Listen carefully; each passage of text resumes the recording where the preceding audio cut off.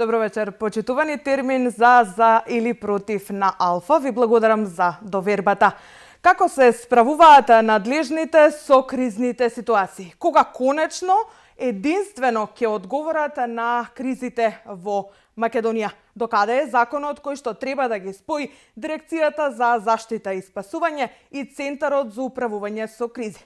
Како надлежните се справија со поплавите кои ги зафатија Скопскиот, Тетовскиот регион и Кичево? Во за или против? Сите овие теми ги отвараме со првиот човек на Дирекцијата за заштита и спасување, Стојанче Ангелов. Добро вечер. Добро вечер. Ви благодарам што прифативте поканата. Благодарам за поканата. Се надевам ќе отвориме многу теми што ги интересира јавноста да слушнат докаде состојбата со овие институции кои треба да одговараат на кризни ситуации. Ви стојам на располагање. Вие бевте директор претходно на Центарот за управување со кризи, сега на Дирекцијата за заштита и спасување. Што е полесно? 4,5 години бев директор на Центарот за управување со кризи и веќе 8 месеци на Дирекцијата за заштита и спасување. Секоја институција си има своји добри и лоши страни, секоја институција има своји тешки и поедноставни страни, но факт е дека и кога отидов во Центарот за управување со кризи, на еден начин бев испратен, би рекол принудно, бидејќи внатре во самиот центар состојбата беше многу лоша, а се работеше за периодот на ковид кризата, кога на таа позиција требаше да дојде некој кој што ќе го преземе раководењето и командувањето со институцијата. Исто така, за жал, во дирекцијата доаѓам во едно друго време, не време, после ужасната Кочанска трагедија, и јас на оваа позиција во ДЗС, како директор на Дирекцијата за заштита и спасување, стапив последните денови од мај. Институцијата беше, би рекол, во лоша состојба, но морам да укажам на тоа дека кога зборувам дека била во лоша состојба, тоа е според моите професионални критериуми, бидејќи и двете институции функционираа, беа функционални кога дојдов на чело и на ЦУК и на ДЗС, но факт е дека ни оддалеку не беа искористени нивните функционалности, нивните законски надлежности. Тоа го затекна во ЦУК, го затекнав и овде, и би ги споредил со некое мокно теренско возило, кое што наместо да биде возено со полна брзина по нерамен пат, е возено по асфалтиран пат со 60 км на час. Да, често граѓаните се прашуваат која е разликата помеѓу овие две институции, што е надлежност на ДЗС, а што е надлежност на ЦУК. Бидејќи во минатото многу имаше префрлање на одговорност. Не сме ние задолжени, вие сте задолжени или обратно? Па, ќе делува нескромно, но пред да дојдам на позицијата директор на ЦУК, јавноста многу малку знаеше за постоењето на оваа институција, но Центарот за управување со кризи има исклучително значајна улога, бидејќи тоа е во суштина институција која што ги координира сите државни ресурси во случај на кризна состојба, но и тогаш кога не е кризна состојба, сите информации се пресретнуваат, се вкрстуваат во Центарот за управување со кризи. Знаете дека имам држано повеќе пресконференции за различни типови на опасности кои што го загрозуваат животот и здравјето на граѓаните. Преку Центарот за управување со кризи информациите ги споделувавме со надлежните институции. Често знаеше да се појави префрлање на надлежности помеѓу институциите, како што беше со паднатиот зид на кај државна болница, кога општина Центар тврдеше дека е надлежен градот Скопје, градот дека е општината надлежна, но овде го имаме и Министерството, се работи за зид на Министерството за здравство. Организиравме координативни средби на кои што заклучивме дека сите три институции, и Министерството, и градот Скопје, и општина Центар, имаат своји надлежности, и во тој домен улогата на Центарот е исклучително значајна. Во кризна состојба во Центарот се наоѓа главниот штаб за управување со кризи, кој што, повторувам, ги координира сите државни ресурси, почнувајќи од воздухопловите, ако се работи за кризна состојба поради пожари, понатаму противпожарните, овие републички сили. Едноставно, Центарот е институција која што координира се она што државата го има, но во одредени случаи Законот за управување со кризи има механизам кој што дозволува на државата, конкретно на владата, и приватни средства да бидат употребени за справување со кризна состојба, како што, например, во ковид кризата постоеше размислување во наводници национализација на некои приватни болници кои што би биле ставени во функција на справување со ковид кризата, на пример кога би имале тешки пожари или тешки поплави, преку законот за управување со кризи можат привремено во наводници, да речем, да бидат одземени или да бидат ставени во функција тешки машини, тешка механизација на приватни фирми заради справување со потенцијална кризна состојба. Ако Центарот за управување со кризи има поголема надлежност, мокиност во самото функционирање, зошто прифативте да бидете директор на ДЗС? Сметам дека со моето 4,5 годишно директорување во Центарот успеав институцијата да ја ставам на здрави нозе, бидејќи во неа имаше изворедни луѓе, се уште има, се разбира, кои што ги распоредив на соодветни места, на еден начин воедов повисок степен на демократија внатре во одлучувањето, го слушав гласот на вработените, најдов начин како истите да ги мотивирам, оние кои што работат повеќе да бидат наградени, вклучително и финансиски наградени. Успеав да го воспоставам бројот 1-1-2 по, би рекол, година и пол од моето доаѓање на позицијата директор на ЦУК, но предизвик беше дирекцијата затоа што Центарот нема своји ресурси. Центарот координира туѓи ресурси, додека дирекцијата за заштита и спасување има своји ресурси, како што се авионите, но и други ресурси за кои што подоцна ќе зборуваме, да. Ќе објаснам, но од страна на премиерот беше побарано од мене да дојдам на челната позиција на дирекцијата. Повторувам после ужасната трагедија во Кочани, во која што настрадаат огромен број на млади луѓе. И во таква состојба се разбира дека го прифатив овој предизвик, застанав на чело на дирекцијата. И што променивте до сега и сметав дека Центарот по инерција, без разлика на начинот на управување, ќе продолжи да функционира. Еве го тој ден денес е функционален, со тоа што да укажам дека пред моето стапување на дирекцијата на чело на дирекцијата за заштита и спасување, собранието донесе закон за измена и дополнување на законот за управување со кризи, со кој што овозможи председателот на владата да бира лице од составот на главниот штаб за управување со кризи, кое што ќе раководи со овој главен штаб за управување со кризи во кризна состојба. И по промената на законот, премиерот мене ме назначи на таа позиција. Во суштина, иако сум директор на дирекцијата за заштита и спасување, јас до ден денес го предводам главниот штаб за управување со кризи, исто така ја предводам групата за процена на ризици и опасности, веќе повеќе од 5 години, и сум член на управувачкиот комитет, позиции кои што во минатото исклучиво ги вршил директорот на ЦУК. На еден начин дел од овие овластувања кои што порано ги имав како директор на ЦУК, сега се префрлени во дирекцијата, бидејќи јас како директор ги извршувам паралелно и овие функции, и на еден начин би рекол дека тука се премостени одредени слабости кои што се појавува во работењето помеѓу ЦУК и ДЗС, односно на некои места дуплирање на некои надлежности и оставање на празнини на други места. Сега тоа е надминато, бидејќи во случај на кризна состојба, како раководител на главниот штаб за управување со кризи, јас раководам, раководи главниот штаб, но јас сум на чело на тој главен штаб со сите државни ресурси. Значи кај вас да ја барам одговорноста за некој пропуст во случај на кризна состојба. Токму така, јас не бегам од одговорност.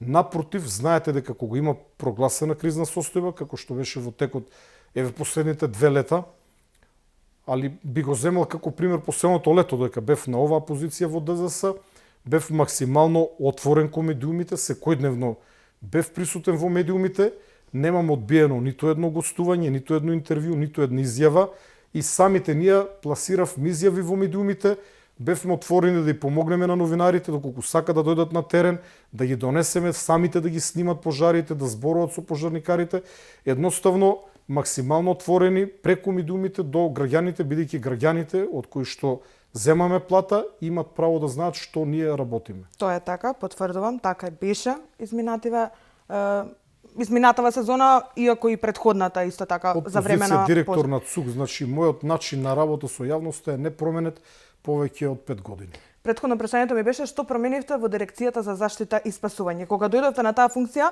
алармиравте дека буквално нефункционална институција, застанувате на чело на нефункционална институција. дека имате некои сомнежи за сторен криминал од вашите претходници, претходно вработени, дали некои од тие вработени за кои се сомневавте и денеска работат во ДЗС? Ќе почнам поред, ова бара малку подолго образложение, ако ми дозволите, кога ќе мислите дека доволно, прекинете ме слободно. Најпрво ќе почнам со оно што е најинтересно за јавноста и највидливо, тоа се ер-тракторите на дирекцијата. Дирекцијата има 3 ер-трактори кои што и тоа како се значени при справување со пожари во текот на летото. И кога дојдов на чело на дирекцијата имаше само еден пилот. Сега дирекцијата има 5 пилоти. Значи, ќе го отвориме и тоа прашање подоцна. Тоа е една од детектираните слабости. Знаете, кога ви имате ресурси, а истите не можете да ги користите бидејќи нема пилоти, авионите не беа сервисирани. Кога дојдов на чело на дирекцијата, немаше, мислам дека ниту еден авион не беше функционален, но како и да е, сега сите еден авион е со активна регистрација, вториот моментално е на сервис, а третиот следната недела ќе замине на сервис. Ако тргнеме од тоа дека сега е почеток на март, очекувам некаде во април истите да бидат вратени сервисирани и пожарната сезона да ја почекат подготвени. 2 кандидати за пилоти на ер-трактор моментално се во Шпанија и во Португалија на обука. Тоа се лица кои што јас ги активирав во мое време по доаѓање на позицијата директор. Исто така ангажирав 2 пензионирани пилоти до кои што сум многу благодарен, со кои што минатото лето по моето доаѓање на оваа позиција склучив договор на 15 месеци, што значи дека на нив можеме да се подпреме и ова лето, а доколку ги служи здравието, бидејќи се возрастни од аспект на летање со авиони. Значи имат едниот има 65 години, другиот е неколку години помлад, но доколку ги послужи здравието и доколку имаат желба да летат, секако ќе позборувам со нив и за наредното лето, и тоа нема да чекам да летото да тропне на врата па да зборувам со нив, тоа се прави благовремено.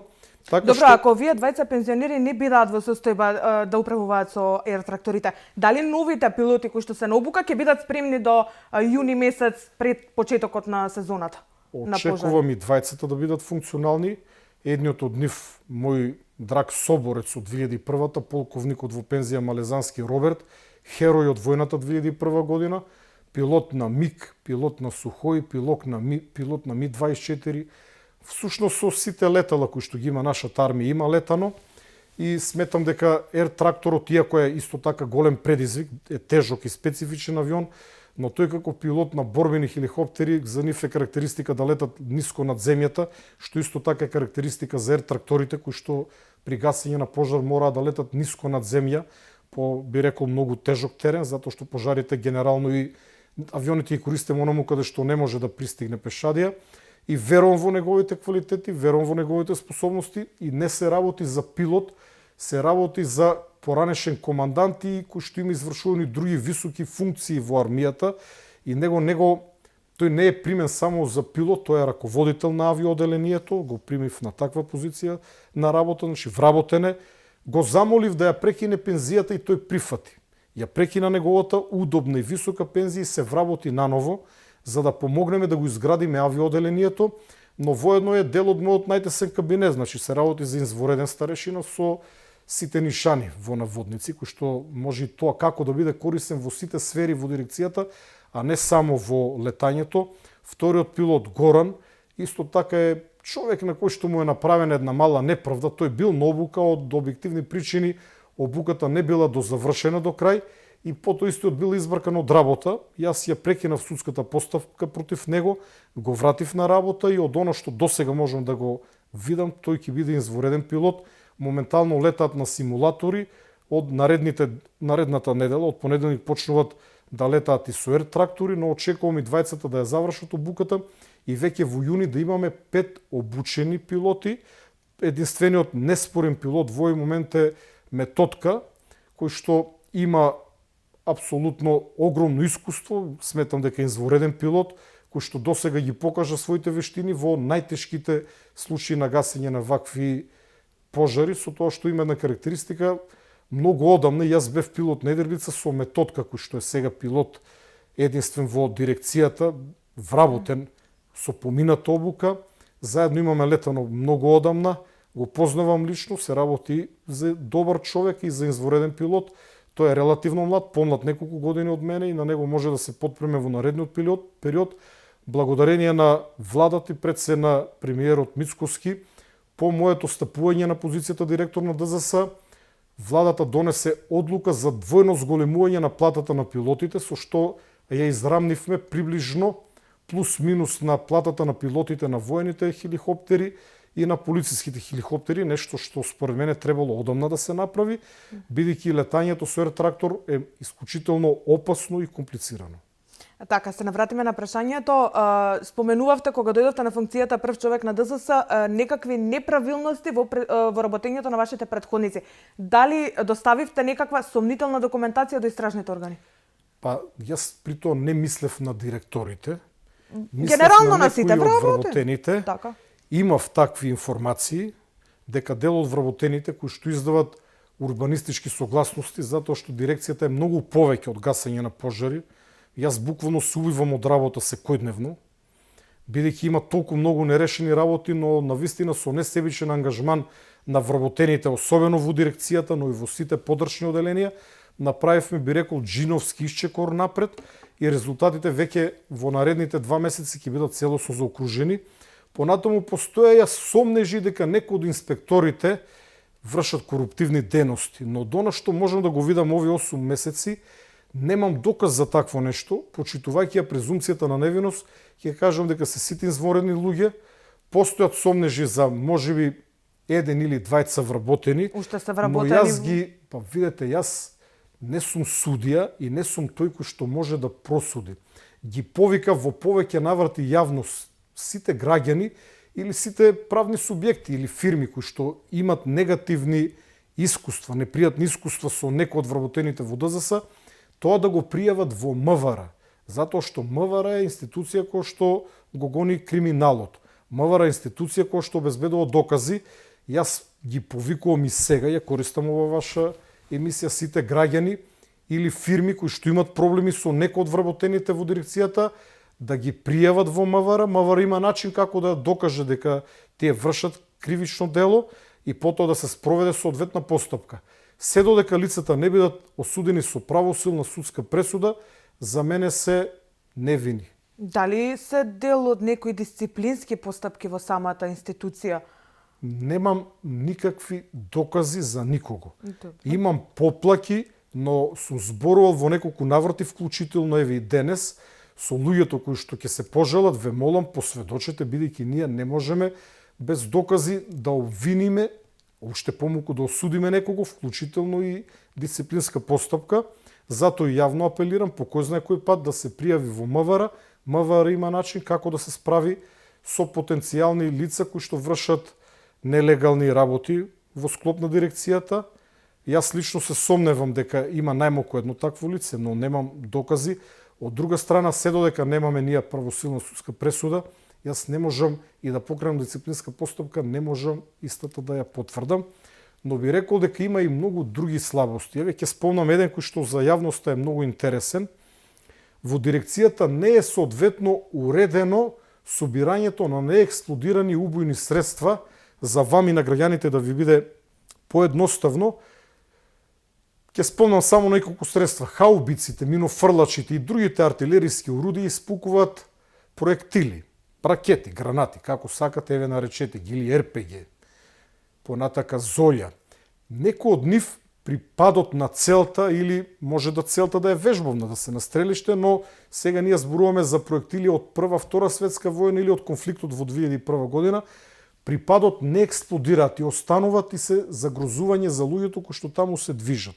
Секое лето, кога има пожари, верувам дека тоа го знаете, особено на некои, како што е кај Макчалан, или како што е обкружувањето околу Охрид, понатаму делот околу Дојран, околу Богданци, ние слушаме, Галичица конкретно кај Охрид, слушаме повеќе експлозии. На секој голем шумски или пожар на отворен простор слушаме експлозии. Разликата помеѓу овие неексплодирани убојни средства и една, би рекол во наводници, нормална граната или нова граната, која што не мора да е толку нова, но не испукана, е тоа што кај неексплодираните убојни средства удирачот е во армирана положба. Тоа значи по напуштање на устата на цевката, без разлика за каква цевка се работи, механизмот за активирање на капислата, кој што понатака го активира експлозивното полнење е условно речено голем осигурачот и тие може да пукнат во било кој момент. Ние имаме двајца херои во рамки на дирекцијата, двајца пиротехничари кои што сами се грижат за територијата на целата држава. Еве во текот на вчерашниот ден мислам дека објавивме јавно се најдоа две големи гранати со поголем калибар, но пред неколку дена исто така се најде граната од 75 килограми. Утре на Криволак истите ќе бидат уништени. Пред Нова година уништивме голема количина на такви неексплодирани убойни средства. Не е безбедно истите да бидат чувани, но ние како дирекција немаме избор, бидејќи не секогаш истите може да се уништат на лице место. Но јас се чудам како може дирекцијата да падне на волку ниски гранки, да имаме само двајца деминери, кои што, односно пиротехничари, кои што ни оддалеку не се доволни. Затоа изготвив една писмена информација до владата во која што побарувам ангажман на пензионирани пиротехничари кои што ќе ни бидат добредојдени. Повторно рековме пензионирани пилоти. Не имаме таков кадар, мислам на млад кадар. 4 или 5 изворедни пиротехничари кои што се во пензија од дирекцијата, зборував со еден од МВР кои што имат изворедно искуство, но воедно побаруваме вработување на повеќе нови, бидејќи самата обука трае од прилика, целиот процес е најмалку 2 години. Приемот, вработувањето, но и обуката која што трае минимум 1,5 година, зборуваме за крајно ризична обука, за време на која што може и да се загине. Знаете, сте гледале на филм како е деактивирање на бомби, бидејќи ќе кажам уште еден интересен факт, во декември ние уништивме една авионска бомба од 100 килограми. Замислете, таа е најдена на некое место каде што ако експлодирала можела да направи ужасна трагедија и воедно нешто многу специфично од што бев јас, да речам, прилично вознемирен. Најдовме две хемиски гранати со боев нервен отров, кои што убиват па до 1000 метри, имат убиствено дејство во зависност од дружата на ветрови. Истите ги најдовме на брегот на Преспанското езеро, на местото каде што водата е повлечена. Дали за време на војната некој таму, зборувам од Прва светска војна, бидејќи тие со конвенциите се забранети, дали некој тогаш ги фрлил или подоцна некој жител на околните села ги нашол, па не знајќи што да и прави, ги качил во чамец и ги фрлил. Но веднаш потоа, по пронаѓањето на овие две хемиски гранати со боев отров, дадов наредба да се истражи со специјални уреди овој простор и не беше најдена друга граната, но постои опасност овде да имаме и други гранати и чекам сега езерото е надојдено со повлекувањето, но доколку ангажирам дополнителни пиротехничари, бидејќи овие двајца не знаат што попрво да направат, ќе го прегледаме, ќе го исчешламе тој простор, затоа што ова лето, можеби ќе се сетите, на брегот на Преспанското езеро имаше во повеќе наврати пожари на трски. Разборувам сега за најцрно сценарио. Гора трските, огно доаѓа до оваа хемиска граната со боев отров, истата експлодира. Значи имаме некој тврда дека убиственото дејство е 100-200 метри, некој вика 1000 метри, затоа што и не можеме да идентификуваме точно кој тип е, бидејќи се раѓосани, да, но едно знам, прегледани се на специјален рентген и внатре има течност, значи внатре има нервен отров. Тие можат да убијат стотици, а можеби и повеќе луѓе. Имаме населени места, села, овде е градот Ресен, се зависи на која страна ќе дува ветрот, но моја задача е целиот овој простор превентивно да го прегледаме, доколку има вакви боеви гранати, истите внимателно да бидат отстранети и уништени на Криволак со огромна количина на експлозив, бидејќи постои начин. Но можам да кажам дека ги исчистив магазините на ДЗС, во кои што затекнав, би рекол, малку поголема количина на вакви убойни средства. Ангело, сега логично е прашањето, што правела дирекцијата досега и не постапувала по ова прашање? Луѓето работели претходно, но не со ваква динамика, не со ваков интензитет. И би рекол дека сепак можеле претходните директори, кои што мене ми се драги пријатели, можеле да дадат малку повеќе од себе, затоа што јас верувам дека тие барале да се обезбедат пиротехничари, да се обезбедат, бидејќи имаме хроничен недостиг од лица кои што ништо не обезбедиле. Па не обезбедиле, но јас и ви реков, можам да се пофалам дека имам силна поддршка од страна на владата, од страна на премиерот. Претходниците немале? Па или немале или не барале, тоа ќе мора нив да ги повикате. Јас, кога тие не би биле обвинети во случајот за Кочани, за ужасот во Кочани, јас со задоволство ќе ги повикав досега, затоа што тоа го направив и во ЦУ, го повикав претходникот пред мене Агрон Буџаков, бидејќи Јас наоѓам на нив професионални забелешки, но колку ги почитувам сите, бидејќи еден прв директор подолго траен бил Шабан Салиу, кој што бил околу 12 години. После него Аднан Џаферовски, кој што околу 2,5-3 години мислам дека беше директор. После него Беки Максути, кој што остана околу 4,5 години на оваа позиција. И уште еден директор кој што беше кратко време и за жал сите тие се обвинети за Кочанскиот случај. Сепак мој став е дека се колатерална штета во овој случај, бидејќи не гледам која е нивната поврзаност со случајот во Кочани, но ова е само мој став како актуелен директор на дирекцијата, бидејќи објектот факт е дека бил нелегален, не постоил, не фигурирал. Еве кога го отворивме прашањето, што требало да направи дирекцијата за заштита и спасување во конкретниот случај со пожарот во Кочани? Па видете, прво зборувам за делот на инспекција, ние не можеме да вршиме инспекција на објект кој што не постои формално правно. Значи тој не бил, знаете дека има многу пропусти, но овде бидејќи во тек истрагата, можеби и ова не е во ред што го кажав, но сепак го кажувам како мој став, затоа што има малку поинаков став, но ќе се воздржам да не наштетам на судскиот процес, бидејќи дирекцијата што правила во тој момент не знам, но знам дека јас го добив еден од првите повици, веднаш отидов за Кочани, знам дека сум за жал сведок на целиот тој ужас.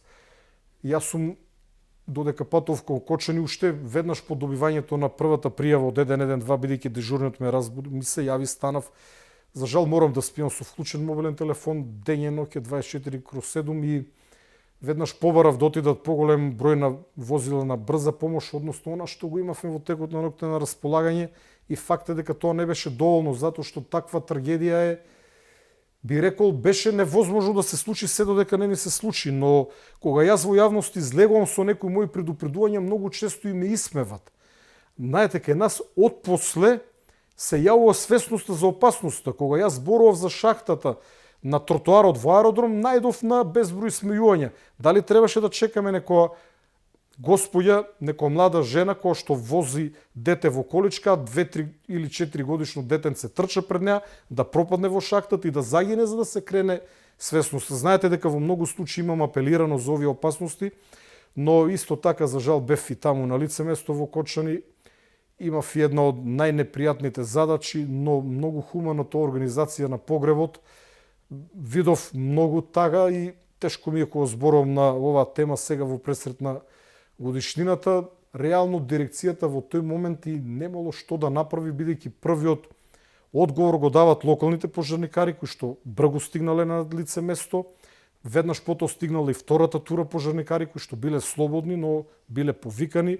Соседните противпожарни единици дошле, но веќе пожарот бил на еден начин ставен под контрола, затоа што и овде најмногу од луѓето настрадале од отровните гасови кои што се појавиле. Но тоа е една посебна тема, ќе треба посебно да ме повикате. Немам ориентација во времето, да не ме подоцно винете дека на некој прашање сум потрошил премногу време. Не, во никој случај. Немам часовник на мене и не знам колку време. Не е никаков проблем. Следното прашање ми е дали доволно државата вложува еве во противпожарните бригади. Знаеме дека во некои градови пожарникарите управуваат со возила стари по неколку децени, необновен возниот парк. Ќе вклучиме и брзата помош. Еве сега за брзата помош се најавени набавка на 100 нови амбулантни возила за брза помош. Зошто чекавме ние до сега? Зошто ништо не се работело минатите години, децении на ова прашање, за денеска ние да не кажеме немаше доволно пожарникари или возила во Кочани да се реагира за пожар. Не само во Кочани, во било кое место во Македонија. Ова прашање ќе треба да го патите на некој друг, но факт е дека оваа влада сериозно работи на надминување на овие слабости. Но пак ќе укажам нешто што пак ќе делува нескромно. Се надевам дека барем вие ќе ме разберете. Јас однапред сум подготвен на многу критики кои што се јават после секое мое гостување, иако кај добар дел од граѓаните и моите изјави не идуваат на, би рекол, прифаќање. Ќе кажам дека пред да почнам со моите јавни појавувања во врска со пожарите, во јавноста немаше таква свесност за пожарите. Обидете се да се потсетите кога вие добивте свесност дека во државата има страшни пожари во текот на летото. Па Берова. Тоа прво ми текнува. Знаете кој беше директор тогаш? Да, вие. Јас бев. Знаете, најлесно е да се сокријат пожарите летно време и вие новинарите се десеткувани, некој се на одмор, некој на боледување, екипите ви се со послаб потенцијал, теренот кај што има пожари обично е негостољубив, тешко пристапен, немате соодветни возила. Јас ги приближив пожарите до граѓаните, ги внесов во нивните домови преку вас медиумите, за што сум ви бесконечно благодарен. Мојата цел не беше да терам личен пиар како што некои му обвинуваа, да приближам на граѓаните дека еден фрлен отпушок од возило во движење покрај автопат може да предизвика катастрофа. Неколку километри понатаму некој може да умре, а може богами да изгорат и хектари квалитетна шума. Така што за почеток сметам дека свесноста кај сите граѓани е на многу повисоко ниво. Минатото лето откривачката дејност на МВР е на многу повисоко ниво. Верувам имате информации, огромен број во споредба со претходно на кривични пријави против потпалувачи или лица осомничени во овој момент. Не знам каков исходот, но очекувам во наредниот период. Веќе имаме доста набавка на противпожарни возила, дел се од донација, дел можеби не се најнови, но се во добра кондиција, но јас би рекол дека и старите возила, ако се во добра состојба, ако се во возна состојба, ако се добро одржувани, исто така вршат работа. Тука правиме кратка пауза за реклами, а прашањето за подметнувањето на пожарите го отвараме по рекламите.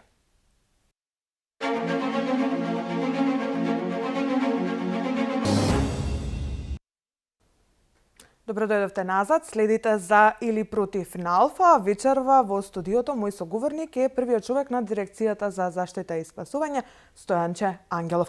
Господин Ангелов, лани имаше 45 кривични пријави и 66 уапсени за подметнување пожари. Политика ли стоеше за това?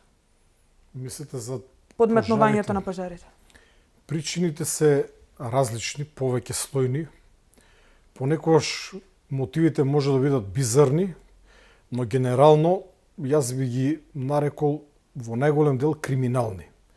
Минатото лето имавме предизвикани пожари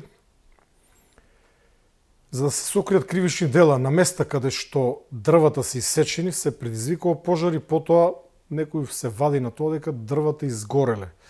Благодарение на силните акции на национални шуми, предводени од заменик директорот Кире Михаилов, кој што навистина направи, би рекол во наводници, масакар помеѓу дрвократците.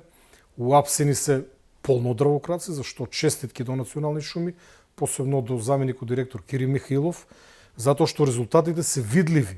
Сметам дека дрвократството е значително намалено.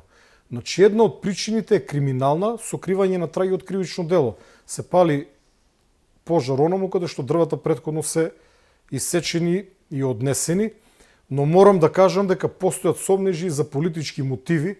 При тоа не би рекол дека тие се организирани од политичка партија, бидејќи ги познавам доста луѓето од сите страни, но постојат поединци кои што сметаат дека на тој начин прават услуга на нивната партија или штета на владеачката партија, затоа што некои пожари се појавува синхронизирано.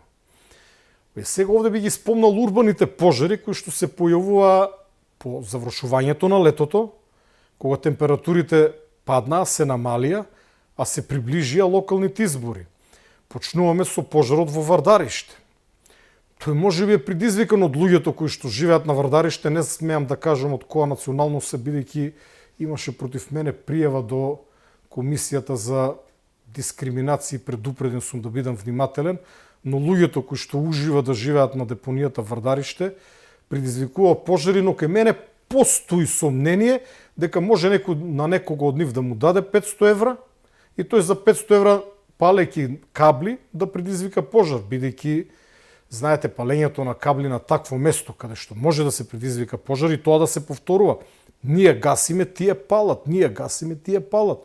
Предолго траеше целата таа агонија, која што и нанесе голема штета на граѓаните. И самиот живеам во реонски центар аеродром, во населбата Ново Лисиче, и ги чувствував последиците. Можам да замислам како е на луѓето од околните згради кои што живеат покрај Вардар. По палењето на депонијата Вардариште се запали еден отпад во Шутка, а претходно имавме запален отпад во Визбегово, овде во ваша близина. Да. Тој беше во месец јуни, крајот на јуни или почеток на јуни. Август? Во август пак. Не, се почнувам поред. Потоа имавме палење на Дрисла, на големата депонија, за да заврши со Трубарево. Знаете, во еден така краток временски период да ви се палат вакви депонии, а прито температурите се паднати. Ја разбирам, еве да се запалила Дрисла во август кога беше 45 степени, ама да се запали во септември, кога температурата веќе беше значително намалена и ноќите поладни, за мене е сумнително, но постојат одредени истраги, затоа не би смеел да зборувам. Јас верувам века во догледно време ќе се излезе со нови информации околу мотивите за палење нови пожари, но кога набргу потоа имате локални избори, јас имам право да се сомневам и да предупредувам, бидејќи со таквото предупредување едноставно ги мобилизираме граѓаните кои што потоа може да пријават. Јас јавно ова лето известив за пожар на Скопска Црна Гора, каде што пожарникарите очекувано беше дека ние ќе гасиме со хеликоптери. Моја проценка во соработка со командантот Звонко на противпожарната бригада беше дека ќе бидеме поефикасни доколку наместо со хеликоптери сврлиме со хеликоптерите пожарникари кај пожарот високо во планината во Скопска Црна Гора. Кога дојдоа пожарникарите на лице место, најдоа дрвени палети запалени, кои што и мирислало на бензин. Имаме фотографии, имаме видео. Да, имавме можности да ги... Но да гасевме со хеликоптери или да отидевме еден час подоцна, палетите ќе беа изгорени. Понатаму најдовме гуми. И знаете, гумите ги најдовме на тревната површина и тоа кај некој предизвика скепса во смисло дека кога некој би палел пожар, зошто на трева? Па тоа ни се случуваше ова лето.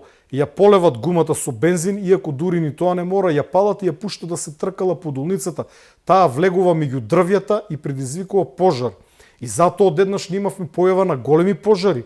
Ние немавме типично ширење на пожарот, кој што би почнал постепено и би се ширил постепено. Имавме големо ширење на самите пожари, што исто така ми дава право да се сомневам, што не значи дека јас сум 100% во право, но се сомневам, бидејќи кој би отишол да фрли гуми на 2000 или сега да не погрешам, на 1500 метри надморска височина.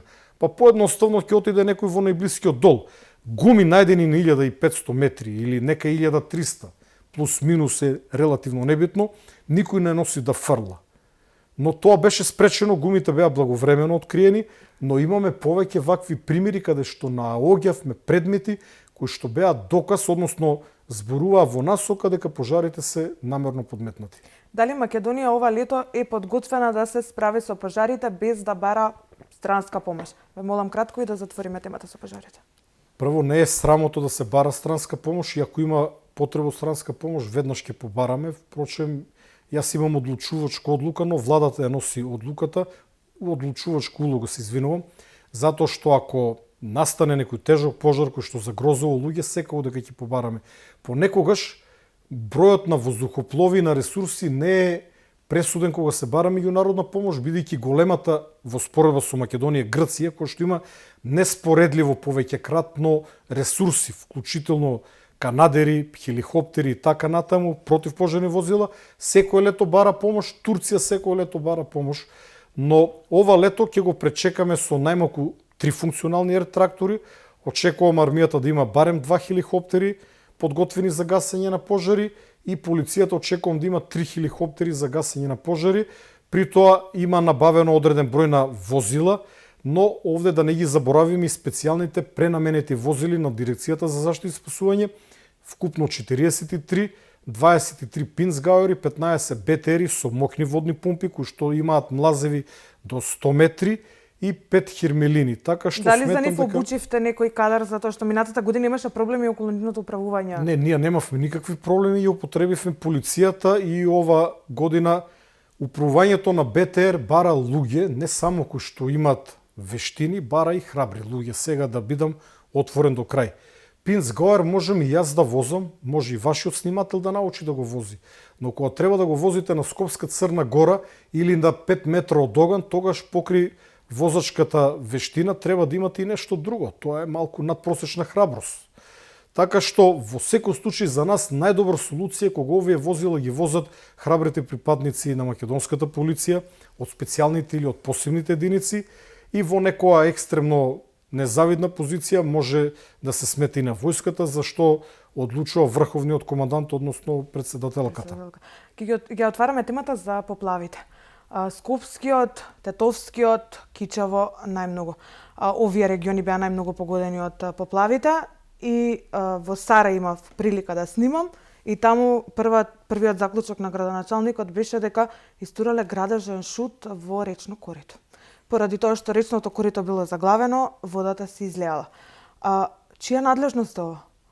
Зошто не се постапува за да не се фрла градежен шут во речно корито? На градоначалникот.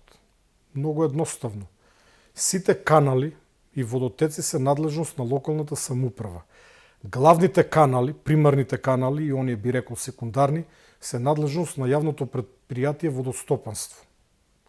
Но градоначалниците треба да развијат свесност дека каналите или водотеците, еве некоја помала река која што може би има символична количина на вода, во случај на долготрајни врнежи, како што тоа сега ни се случи, или во случај на породни врнежи, може да се претвори во, да ги насмеам гледачите, иде Дунав. Едно мало рекиче да заличи на голема река.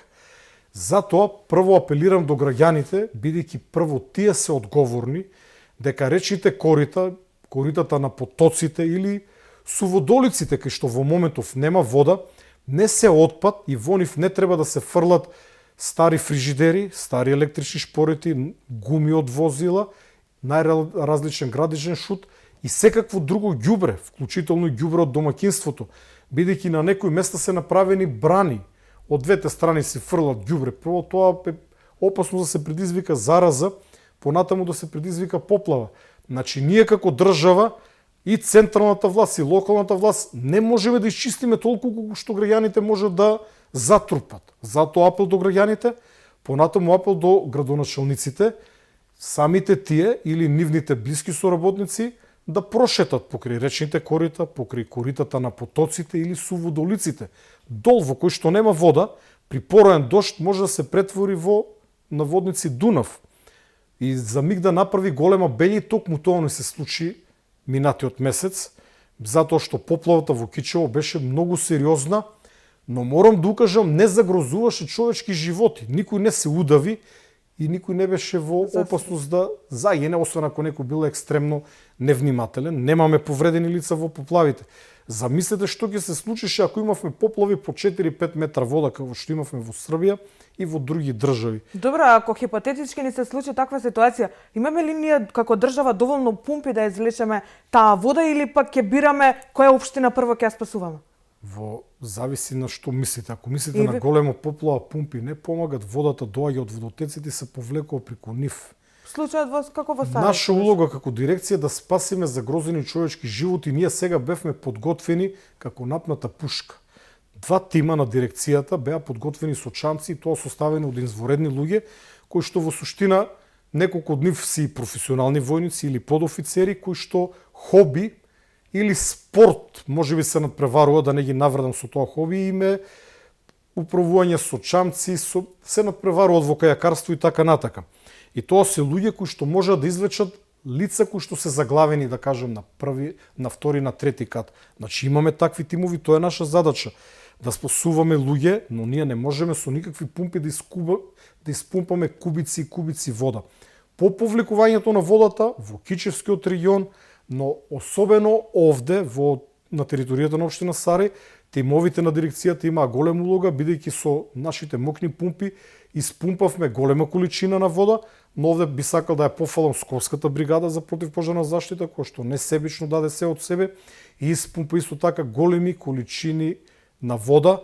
За жал штетите се огромни за кутрите луѓе кои што живеат во овие куќи, чие што по куќини на уништина, кај што фрижидери и електрични шпорите се натопени со вода, опасно со струен удар и така натака, штетата е голема, јас сочувствувам со нив, но истите тие треба да се запрашат да не се тие кои што фрлале до нивниот двор во реката, односно во суводолицата ѓубре, и да бидат внимателни, бидејќи ние не знаеме кога ќе се повтори слична ситуација, бидејќи глобалното затоплување си го прави своето.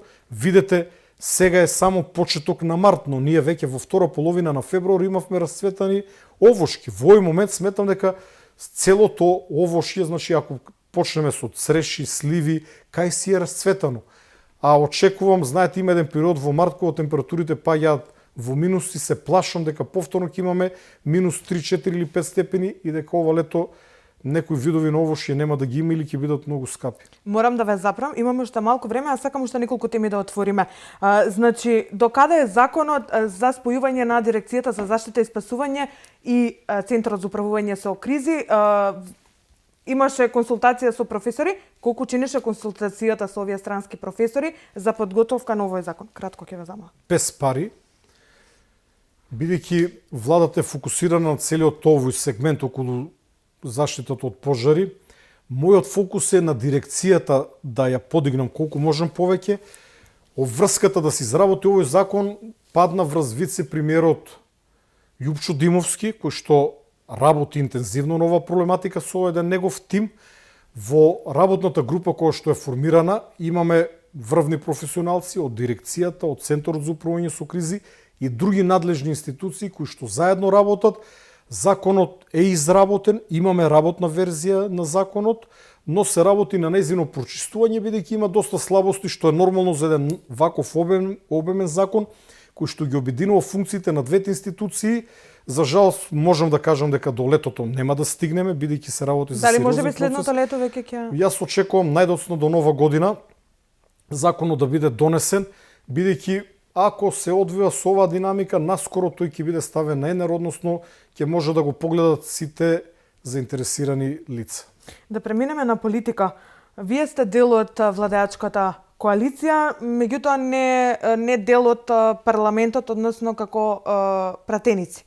Што придонесувате во владините политики како партија? Еве, со моите активности сметам дека како председател на Достоинство имам голема улога во креирањето на политиката, во управувањето со кризи, заштита и спасување. При тоа, јас сум видлив за јавноста, но околу мене има и неколку луѓе од Достоинство, кои што се поранешни полициски и армиски старешини, Малезански, кој што сега е пилот, но поранешен командант, ми е близок од подамно, од времето на Сдруженијето Достоинство. Генералот Горан Здравковски исто така ми помага, кој беше командант на Тигрите. Партиски ли ги ангажиравте? Па, видете сега, кога ќе ангажирате командант на специјална единица, учесник во војна, како сакате наречете го, тоа се луѓе кои што ми помагат од надвор, но зборувам сега за креирање на политика. Вработените во дирекцијата и во центарот се тие кои што го носат товарот и кои што има изворедни луѓе, морам да ги пофалам и да се заблагодарам, и таму кои што даваат се од себе. Но ние како партија сме мала и мобилна партија, но знаете дека јас тоа никош не го нагласувам. Впрочем, дали ние тежеме X или Y гласови, ќе го кажат изборите кога ќе настапиме сами, а прашање дали ќе имаме таква шанса. Докаде е законот за бранители? Го најавувавте? До никаде. Зошто? До никаде. Тоа ново поле подфрламе. Локалните избори, да речем, го оттргнаа вниманието на владата, но за жал во овој сегмент нема никаков напредок. Поминаа 25 години, ова е на еден начин година кога 25 години, четврт век од воените действија во 2001 година. Од страна на врховната командантка на вооружените сили, председателката Гордана Силјановска-Давкова, во предизборието имаше ветување дека бранителите од 2001 година ќе бидат одликувани и чекам од неа да си го одржи својот збор. Веќе имам зборувано со неа на оваа тема. Политичката ситуација на ова поле е сензитивна, но сметам дека нема никаква пречка хероите од 2001 година, живите херои од 2001 година, иако некој во меѓувреме почина, треба да добијат барем едно благодарам од државата. Немате поддршка во парламентот од опозицијата, мислам на СДСМ? Ете, јас за најголемиот дел моја активност имам силна поддршка од председателот на владата, но не можам да зборам, се разбира, јавно за сите сегменти, а од опозицијата со моето повеќе од 15 годишно занимавање со проблематиката на бранителите, секој пат имаме жестока поддршка кога е во опозиција. И ВМРО ДПМН во периодот до 2006 ни даваше огромна поддршка кога формира влада, почнаа тужби против воени инвалиди, причина поради која што после неколку години влегол во конфликт со тогашната влада. Додека ВМРО ДПМН начело со премиерот Груевски владееше во државата, успеавме некои работи да коригираме, но би рекол под силен притисок на достоинство, СДСМ ни даваше бескрена поддршка. Кога СДСМ формира влада, во која што јас учествував, таа поддршка се намали, но сепак решивме неколку проблеми за кои што сум зборувал јавно, но бара повеќе елаборации, ќе ми одземе време, како што е случајот со 4 војни инвалиди кои што се уште ги враќаа земаните пари и тоа со камата. И факт е дека постоеше кај неколку од нив позитивна волја, ќе ја издвојам Славјанка Петровска, која што искрено се залагаше да реши некои работи, помогна да решиме некои работи, но сега верувам дека оваа влада некои работи ќе ги надмине со тоа што состојбата на буџетот знаете дека не е завидна, бидејќи наследените кредитите кои што владата беше принудена да ги земе, буџетот го стават во една лоша кондиција за да се решават работи од пред 25 години, но мене оптимизмот не ме напушта. Ја можам само да ги повикам граѓаните кога достоинство ќе настапи само нека гласаат за нас да формираме влада. Ние во првиот еден месец ќе го решиме. Се шегувам, знаете како што веќе реков дека ние сме свесни за нашата мала политичка моќ, но истата не е занемарлива. Стојан Чангелов, директор на Дирекцијата за заштита и спасување. Ви благодарам за гостувањето. Благодарам за можност. Почитувани, тука крајот на За или против. Ова издание на За или против следното е утре вечер веднаш по централното издание на вестите. Останете со Алфа.